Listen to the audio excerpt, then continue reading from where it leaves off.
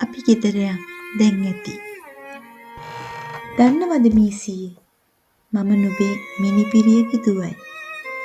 එදා ඉඳන් මගේ අත්තම්මා අම්මා මම වගේම කුඩා කල විත් නුඹ ඉදිරියේ නැටුවා. හරිම ලස්සනයි ඔය තාලය.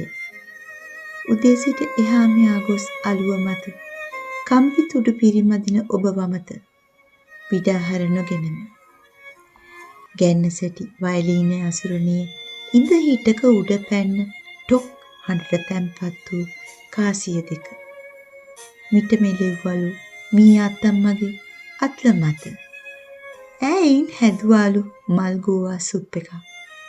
පසුදින පුරාවට බඩගින්න හිලව්වට ඊට පසු අත්තම්මා අලුත් පීත්ත පටියක් නොගෙනම පරණ ස්කාෆයෙන් පිටක ගෙලත් විටක කෙහෙරැලි තදින් බැඳගෙන තද රොටි හැදුවාලු ඊස්ට් පවා අඩුවෙන් යොදාගෙන.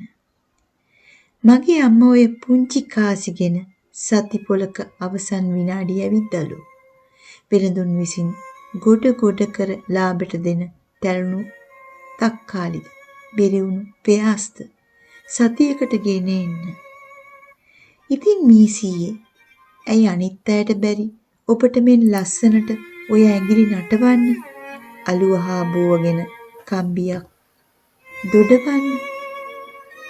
ඒ වුණත් අර පාරේ එහා ඇති අවන්හලකින් කන්න සීරුවට මැදපු ලස්සන ඇඳුම් මැඟලන්න ඒ නෝන මහත්තුරු සල්ලි දෙන්නේ කොහොම? ඔබ විශ්මකර්මයා ඒ සියලු රස දන්න. ඒත් හැමදාම කාසි අඩුවෙන් ගන්න. කමක් නෑ මීසීයේ නටනවා මම මෙහෙම. ලස්සනද මේ ගවුම? ආත්තම්මලු ඇන්දේ. පස්සේ අම්මත් ඇන්ද. මමත් නටනවා මෙහෙම. ලස්සනයි ඔය වැයුම. ඒත් මගෙන් පසු දෙන්නේ නෑ කාටවත් මේ ගවුම. අපි නවත්තමු. යමු ගෙදර.